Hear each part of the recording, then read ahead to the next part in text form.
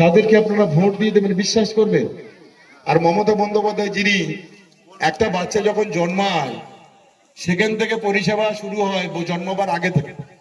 কি ব্যাপার, আমি ভুল বলছি? আইসিডিএস আশা দিদিমণিরা সেখান থেকে শুরু করে। তারপরে বাচ্চাটা যখন ভূমিষ্ঠ হবে ফোন করলে আপনার মাতৃযান বাড়ি। তারপরে বাচ্চা যখন স্কুলে যায় তার মিড ডে মিলের খাওয়া দাওয়া, তার ড্রেস পোশাক, তারপরে যুব কন্যাশ্রী, সবুজ সাথী সাইকেল, রূপশ্রী প্রকল্পের টাকা বিবাহের সময়, সব থেকে বড় জিনিস বিনা পয়সায় রেশন দুয়ারে। কই কেউ ছিল স্বাধীনতার পর? আপনারা কোনদিন পেয়েছেন? বলুন বাবারা, আপনারা পেয়েছেন? আপনারা এখানে তো অনেক সরকার ছিল, কংগ্রেস ছিল, যুক্তফ্রন্ট ছিল, তারপরে বামপন্থীদের 34 বছর ছিল, এরকম প্রকল্প ছিল? এখন ডাক্তারখানায় গেলে আমাদের বাড়ির লোক যদি অসুস্থ হয়ে পড়ে, যখন আমরা নার্সিংহোমে হসপিটালে যাই, ডাক্তার কি বলে? কি চাই মা গো? আগে বলতো টাকা আছে তো। আর মা গো এখন কি বলে মা? এখন বলে তোমার স্বাস্থ্যসাথীর কার্ড আছে। বলে না? বলে না? এটা নিয়ে গর্ব অনুভূত হয় না আমাদের? আমরা বাঙালি হিসেবে গর্ব অনুভূত হয় না?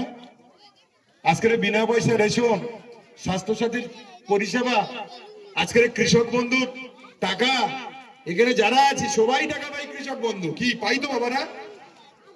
যার জমি নেই সেও পাচ্ছে, যারা বেকার যুবক যুবতী তারাও পাবে যুব সাথী প্রকল্প, লক্ষ্মীর ভান্ডারের টাকা মায়েরা পান তো। কত? ১,৫০০ আর ১৭০০। হ্যাঁ, এরা বলে আমরা অন্নপূর্ণা দেবো ৩,০০০। বলে না? এরা বাইরে, এরা উত্তরপ্রদেশ, বিহার, গুজরাটে যাবে। বিহারের গল্প একটা মাকে বলি।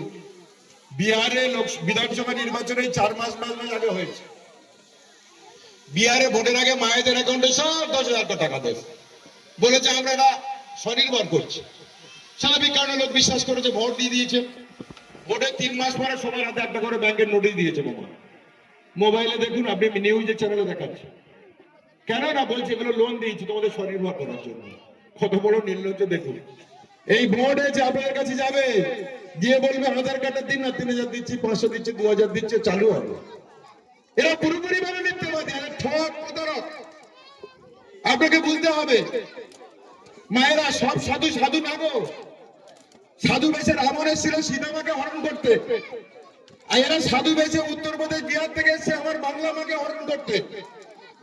এরা বাংলার সংস্কৃতিকে ভাগ করতে চাইছে, এরা বাংলার কৃষ্টিকে ভাগ করতে চাইছে। এরা বাঙালিদের ভালোবাসে না। এরা যদি বাস্তব বাংলার যারা পরিযায়ী